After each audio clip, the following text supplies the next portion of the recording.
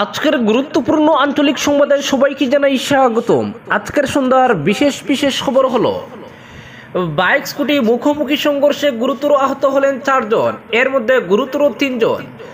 দুর্ঘটনাটি সংঘটিত হয়ে আজ দুপুর 12:30টার দিকে কাবুগঞ্জ জনতা কলেজ সংলগ্ন 306 নম্বর জাতীয় সড়কে। দুর্ঘটনায় আহতদের উদ্ধার করে আশঙ্কাজনক অবস্থায় পাঠানো হয়েছে শিলচর মেডিকেল কলেজ হাসপাতালে। মুখোমুখি সংঘর্ষের প্রচণ্ড শব্দ শুনে দৌড়ে আসেন স্থানীয় মানুষ। আহতদের উদ্ধার করে তড়িঘড়ি করে শিলচর মেডিকেল কলেজ হাসপাতালে পাঠিয়ে দেন। প্রত্যক্ষদর্শীরা জানিয়েছেন, স্কুটিতে একজন যুবক ও একজন মেয়ে ছিল, বাইকে ছিল 2 যুবক। স্কুটিতে থাকা 2 জন সোনাই কাপ্তানপুরের সিদ্দিক আহমেদ ও উলামা বেগম বলে জানা গিয়েছে। বাইকে থাকা 2 জনের নাম জানা যায়নি। খবর পেয়ে পুলিশ ঘটনাস্থলে উপস্থিত হয়ে দুর্ঘটনাগ্রস্ত গাড়ি দুটি উদ্ধার করে নিজেদের হেফাজতে নিয়েছে। অপরদিকে 9.22 লক্ষের আধার সমস্যা মিটবে কেন্দ্রেই, লাগবে না সুপ্রিম কোর্ট বললেন হিমন্ত। নাগরিকপঞ্জি গৃহীত অগ্রাহ্য হয়নি, কিভাবে আধার সন্দিহান আইনি মহল থেকে বলা হচ্ছে, এভাবে জেলায় জেলায় লোকের তথ্য সংগ্রহ করে নাগরিকপঞ্জির মারপেঁচে জড়িয়ে আধার ব্লক থাকা লোকেদের আধারের ব্যবস্থা করে দেওয়া সম্ভব হবে না। কারণ কেন্দ্রীয় সরকারের যে এসওপির ভিত্তিতে নাগরিকপঞ্জির দাবি আপত্তির প্রক্রিয়া জড়ানো লোকদের বায়োমেট্রিক তথ্য ব্লক করে রাখা হয়েছে, সেই এসওপি অনুমোদিত হয়েছে সুপ্রিম কোর্টে। ফলে নাগরিকপঞ্জিতে নাম স্থান পাওয়া লোকদেরও বায়োমেট্রিক খুলে দিতে হলে সুপ্রিম কোর্টের অনুমোদন লাগতে পারে। মুখ্যমন্ত্রী হিমন্ত বিশ্ব শর্মা পরিষ্কার করেই বলেছেন, নাগরিকপঞ্জিতে নাম উঠেছে অথচ আধার নম্বর পাচ্ছেন না, তেমন লোকদের আধারের সমস্যা কেন্দ্রীয় স্বরাষ্ট্রমন্ত্রকই মেটাতে পারে। এর জন্য সুপ্রিম কোর্টে যেতে হবে না, সুপ্রিম কোর্টে যেতে হবে নাগরিকপঞ্জির পুনর্যাচাই চেয়ে। বিষয়টি নিয়ে ইতিমধ্যেই কেন্দ্রীয় স্বরাষ্ট্রমন্ত্রী অমিত শাহর সঙ্গে আলোচনা করেছেন তিনি। শীঘ্রই সমাধান হয়ে যাবে বলেও আশাবাদী মুখ্যমন্ত্রী। আধার না থাকায় লোকদের কতটা সমস্যা হয়েছে সেটা বুঝিয়ে তিনি বলেন, নাগরিকপঞ্জির জন্য 9.22 লক্ষ লোকের বায়োমেট্রিক তথ্য ব্লক করা হয়েছে। নাগরিকপঞ্জিতে নাম উঠেছে অথচ আধার পাচ্ছেন না তারা। এর ফলে উচ্চশিক্ষার সুযোগ, স্কলারশিপ ইত্যাদি থেকে বঞ্চিত হচ্ছে। বিষয়টি নিয়ে কেন্দ্রীয় স্বরাষ্ট্রমন্ত্রীর সঙ্গে আলোচনা করেছি আমি, অত্যন্ত গুরুত্ব দিয়ে বিষয়টি নিষ্পত্তি করার আশ্বাস দিয়েছেন তিনি। কিন্তু মুখ্যমন্ত্রীর এই ঘোষণার পরও সংশয় কাটছে না, কারণ নাগরিকপঞ্জি এখনো ঝুলে রয়েছে। আরজিআই এখনো নাগরিকপঞ্জি চূড়ান্ত করে নোটিফিকেশন জারি করেনি, সরকার সেটা গ্রহণ করেনি, আবার অগ্রাহ্য করেনি। কিন্তু নাগরিকপঞ্জির সঙ্গে 27 লক্ষ লোকের আধার প্রাপ্তির যুগ রয়েছে। নাগরিকপঞ্জি একেবারে অগ্রাহ্য করে দিলে 27 লক্ষ লোকই আধার নম্বর পাওয়ার যোগ্য। আবার নাগরিকপঞ্জিতে চূড়ান্ত বলে স্বীকৃতি দিয়ে আরজিআই নোটিফিকেশন জারি করলে 27 লক্ষের মধ্যে নাম ঠাঁই পাওয়া 9.22 লক্ষ লোকই আধার পাওয়ার যোগ্য হবে। সুপ্রিম কোর্টে এ নিয়ে মামলাও চলছে। তাছাড়া সুপ্রিম কোর্টের নির্দেশ অনুযায়ী আধার তথ্যের সুরক্ষার আদলে নাগরিকপঞ্জির তথ্যেরও সুরক্ষার ব্যবস্থা করতে হবে। সেই কাজ আজও করে ওঠা হয়নি। কিন্তু নাগরিকপঞ্জির তথ্য সুরক্ষিত হওয়ার পরই সেটা রাজ্য ও কেন্দ্র সরকারকে হস্তান্তর করার কথা। ফলে নাগরিকপঞ্জির তথ্য এখনো সরকারের হাতে নেই। এর কারণ হচ্ছে 1600 কোটি টাকা ব্যয়ে প্রস্তুত করা নাগরিকপঞ্জি নিয়ে কেন্দ্র রাজ্য সরকার আজ অবধি কোনো সিদ্ধান্ত না নেওয়া। ফলে নাগরিকপঞ্জি নিয়ে কোনো সিদ্ধান্তে উপনীত না হয়ে একাংশ লোককে আধার পাইয়ে দেওয়া আদৌ সম্ভব হবে কিনা সংশয় রয়েছে আইনি মহলের। অপরদিকে উত্তর জোসনাবাদে হাতের নাগালে ট্রান্সফরমার, অঘটনের আশঙ্কা। লালা বিদ্যুৎ উপসংমণ্ডলের অধীন উত্তর জোসনাবাদ 2য় খণ্ড গ্রামের একাধিক স্থানে বৈদ্যুতিক ট্রান্সফরমার একেবারে হাতের নাগালে, যে কেউ হাত দিয়ে ধরতে পারবেন এমন একটি ট্রান্সফরমার উন্মুক্ত অবস্থায় রয়েছে উত্তর জোসনাবাদ 2য় খণ্ড গ্রামের লালাঘাট এলাকা ইএনডিতে। কাট আউট একেবারে হাতের নাগালে, যে কেউ হাত দিয়ে ধরতে পারবেন, অঘটন ঘটার প্রবল সম্ভাবনা রয়েছে। কাট আউট এক টুকরো কাঠের মধ্যে লাগিয়ে দায়সারাভাবে কাজ হয়েছে। এছাড়া এই ট্রান্সফরমারের চারদিকে কোনো ধরনের বেড়া দেওয়া হয়নি। ফলে এ অবস্থায় একটি বৈদ্যুতিক ট্রান্সফরমার যে কোনো সময় অঘটনের কারণ হয়ে দাঁড়াবে। শুধু এই ট্রান্সফরমার নয়, এরকম আরো বৈদ্যুতিক ট্রান্সফরমার এভাবে উন্মুক্ত অবস্থায় রয়েছে। এছাড়া নতুন করে বৈদ্যুতিক কেবল অবৈজ্ঞানিকভাবে টানা হয়েছে বলে অনেকের অভিযোগ। বর্তমানে একাধিক বৈদ্যুতিক খুঁটি হেলে গেছে, আবার বেশ কিছু খুঁটির নিচের অংশ পাকা কিংবা ডালাই করা হয়নি। ফলে এসব বৈদ্যুতিক খুঁটি যে কোনো সময় হেলে পড়ার প্রবল সম্ভাবনা দেখা দিয়েছে। তাই কোনো অঘটন ঘটার আগে লালার বিদ্যুৎ বিভাগকে প্রয়োজনীয় ব্যবস্থা নিতে অনুরোধ জানিয়েছেন স্থানীয়রা। অন্যদিকে এই তীব্র গরমে বিদ্যুৎ নিয়মিত রাখার আর্জি জানিয়েছেন অনেকে।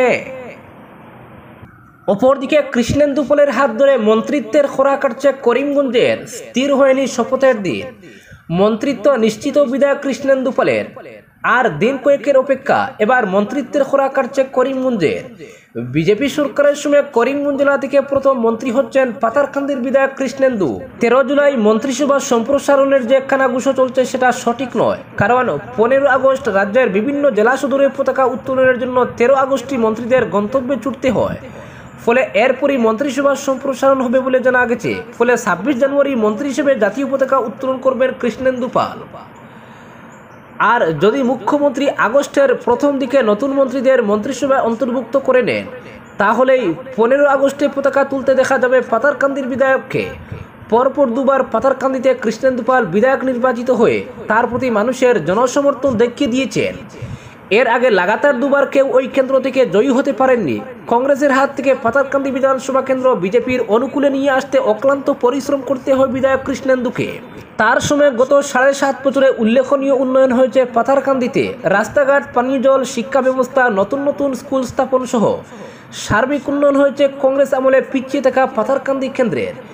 বিজেপি বিধায়কের কঠোর মনোভাবের জন্য মারপিট সহ বিভিন্ন ধরনের অপ্রীতিকর ও অসামাজিক ঘটনায় লাগাম টানা সম্ভব হয়েছে। আগে যেভাবে যখন তখন অশান্ত পরিবেশের সৃষ্টি হতো পাতারকান্দিতে, তার এখন আর কোনো অস্তিত্ব নেই। সমাজ বিরোধীদের বিরুদ্ধে বিধায়কের কঠোর অবস্থানে এলাকায় ফিরেছে শান্তির পরিবেশ। নতুন পাতারকান্দি গড়ে তুলতে তিনি যে পদক্ষেপ নিয়েছেন তাতে স্বতঃস্ফূর্ত সমর্থন রয়েছে জনগণের, আর জনগণের আশীর্বাদেই অভীষ্ট লক্ষ্যে পৌঁছাতে সক্ষম হবেন বলে তিনি মনে করেন। প্রথমবার বিধায়ক নির্বাচিত হওয়ার পর থেকেই তাকে মন্ত্রী করার দাবি উঠেছে, কিন্তু বরাক থেকে মাত্র একজনকে মন্ত্রী করায় তাকে পিছিয়ে পড়তে হয়। এবার ডক্টর হিমন্ত বিশ্ব শর্মার নেতৃত্বাধীন সরকারে কৃষ্ণেন্দু পালকে মন্ত্রী করতে পাতারকান্দি সহ জেলার বিভিন্ন এলাকা থেকে দাবি উত্থাপন করা হয়। এমনকি বরাক উপত্যকার বিভিন্ন স্থান থেকেও এই দাবি উঠে। বিধায়ক কৃষ্ণেন্দু পাল গোটা করিমগঞ্জ সহ বরাকের উন্নয়ন নিয়ে সদা সরব, তার কাছে উন্নয়নই মূল কথা। সেই সঙ্গে মানুষের সেবায় সদা ব্রতী থাকতে অভ্যস্ত তিনি। শুক্রবার বিকেলে বিধায়কের সঙ্গে সংক্ষিপ্ত আলোচনায় তিনি বলেন, রাজ্যের সর্বকালের শ্রেষ্ঠ মুখ্যমন্ত্রী ডক্টর হিমন্ত বিশ্ব শর্মা, তার নেতৃত্বে গোটা রাজ্যে উন্নয়নযজ্ঞ চলছে। শুধুমাত্র একটি বিষয়ে নয়, সার্বিকভাবে উন্নয়ন সাধিত হচ্ছে। নিজের বিষয়ে বলেন, জনসেবাই তার কাছে মূল কথা। সুখে দুঃখে মানুষের পাশে রয়েছেন। পাতারকান্দি থেকে বিধায়ক হিসেবে নির্বাচিত হলেও তার কাছে যে কেউ বলে সাধ্য অনুযায়ী সহযোগিতা করার চেষ্টা করছেন। বরাকের প্রতিটি অঞ্চলের সঙ্গে তার যোগাযোগ রয়েছে। আইন শৃঙ্খলা, যোগাযোগ, শিক্ষা ও স্বাস্থ্য সহ সব গুরুত্বপূর্ণ বিষয়ে একজন মন্ত্রী হিসেবে দায়িত্ব নেওয়ার পর বিশেষ গুরুত্ব আরোপ করবেন বলে জানান। তবে শপথের বিষয়ে নির্দিষ্ট কিছু জানা নেই বলে মন্তব্য করেন তিনি। উল্লেখ্য, মুখ্যমন্ত্রী লোকসভা নির্বাচনের প্রচারে করিমগঞ্জে এসে পাতারকান্দির বিধায়ককে মন্ত্রিসভায় স্থান দেওয়ার ঘোষণা দিয়ে যান। আর সমষ্টিভিত্তিক দিক দিয়ে গোটা রাজ্যে বিজেপি প্রার্থীকে সর্বাধিক ভোটের লিড দিয়েছেন কৃষ্ণেন্দু পালের সমষ্টি পাতারকান্দি, যার কৃতিত্ব পুরোটাই স্থানীয় বিধায়কের। অপরদিকে ডিটেনশন সেন্টারের যাচ্ছে তাই অবস্থা, প্রচণ্ড উষ্মা সুপ্রিম কোর্টের। আসামের ডিটেনশন সেন্টারের শোচনীয় অবস্থা নিয়ে প্রচণ্ড উষ্মা ব্যক্ত করল সুপ্রিম কোর্ট। এইসব ডিটেনশন সেন্টার সন্দেহভাজন বিদেশি ও ঘোষিত বিদেশিদের ঠিকানা। রাজ্যের বিভিন্ন ডিটেনশন সেন্টারে ন্যূনতম সুবিধাও নেই বলে শুক্রবার ক্ষোভ ব্যক্ত করেছে সর্বোচ্চ আদালত। এইসব বন্দিশালায় পানীয় জল থেকে শুরু করে সাফাই, এমনকি উপযুক্ত শৌচাগারও নেই বলে এদিন রাজ্য সরকারকে কার্যত কাঠগড়ায় দাঁড় করিয়েছে সুপ্রিম কোর্ট। বিচারপতি অভয় এস ওকা ও বিচারপতি অগাস্টিন জর্জ মাসিহর বেঞ্চ আসামের গোয়ালপাড়ার মাটিয়ায় থাকা ডিটেনশন সেন্টারের অবস্থা সম্পর্কে আসামের স্টেট লিগ্যাল সার্ভিসেস অথরিটির সচিবের পেশ করা রিপোর্ট সম্পর্কে শুনানি করছিলেন। ওই রিপোর্ট উদ্ধৃত করে বিচারপতিরা বলেন, দয়া করে SLS এর রিপোর্টটি একবার দেখুন। এত বাজে অবস্থা, উপযুক্ত শৌচাগার নেই, উপযুক্ত চিকিৎসা সুবিধা নেই। তারপরই রাজ্য সরকারের উদ্দেশ্যে আদালতের প্রশ্ন, আপনারা এ ধরনের কেন্দ্রে কি ধরনের সুযোগ সুবিধা দিচ্ছেন? এ ব্যাপারে এদিন নির্দেশ জারি করে সুপ্রিম কোর্ট বলেছে, আমরা দেখছি ডিটেনশন সেন্টারে সুযোগ সুবিধা নেই বললেই চলে। পানীয় জলের সুব্যবস্থা নেই, ডিটেনশন সেন্টারে সাফাই বা আবর্জনা নিকাশিরও কোনো সুবিধা নেই, নেই উপযুক্ত শৌচাগারও। এই রিপোর্টে তো ডিটেনশন সেন্টারে কি ধরনের খাবার দেওয়া হয় অথবা চিকিৎসার সুবিধা কথা বলা হয়নি। মামলার শুনানির আবেদনকারীর পক্ষে প্রবীণ আইনজীবী কলিন গঞ্জালভেস জানান, আসামের মাটিয়ার এই ডিটেনশন সেন্টারটি আকারে বেশ বড়। এখানে একসঙ্গে 3000 জন রয়েছেন, যাদের অনেকের বিরুদ্ধে বিদেশি মামলা চলছে, আবার কেউ কেউ ইতিমধ্যেই বিদেশি ঘোষিত। এসএলএস এর রিপোর্টকে তীব্র কটাক্ষ করে আইনজীবী গঞ্জালভেস বলেন, আমি রিপোর্টটি দেখেছি, এর প্রত্যেকটি লাইনে লেখা রয়েছে আমাদের জানানো হয়েছে। জানানো কেন হবে?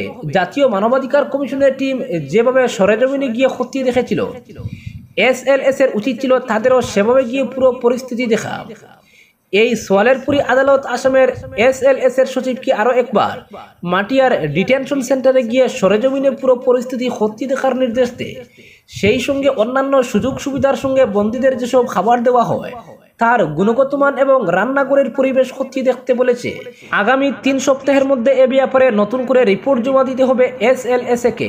আর যেসব ঘোষিত বিদেশিদের দিনের পর দিন বন্দী করে রাখা হয়েছে তাদের প্রত্যার্পণের ব্যাপারে কেন্দ্র সরকারের বক্তব্য 3 সপ্তাহের মধ্যে তলব করেছে সর্বোচ্চ আদালত। এর আগের শুনানিতে আদালত আসামের ডিটেনশন সেন্টারে বিদেশি ঘোষিত 17 জনকে অবিলম্বে প্রত্যার্পণ করতে নির্দেশ দিয়েছিল।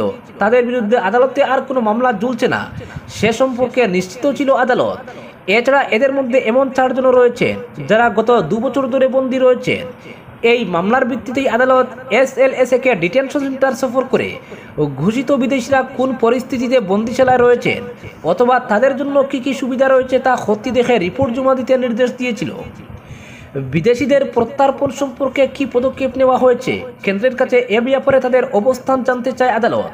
তখনই আদালতে আইনজীবী গঞ্জালভেস জানান, কয়েকজন বিদেশি যাদের প্রত্যার্পণ করার সিদ্ধান্ত হয়েছে তাদের কয়েকটি মামলা হাইকোর্টে রয়েছে বলে জানানো হয়েছে।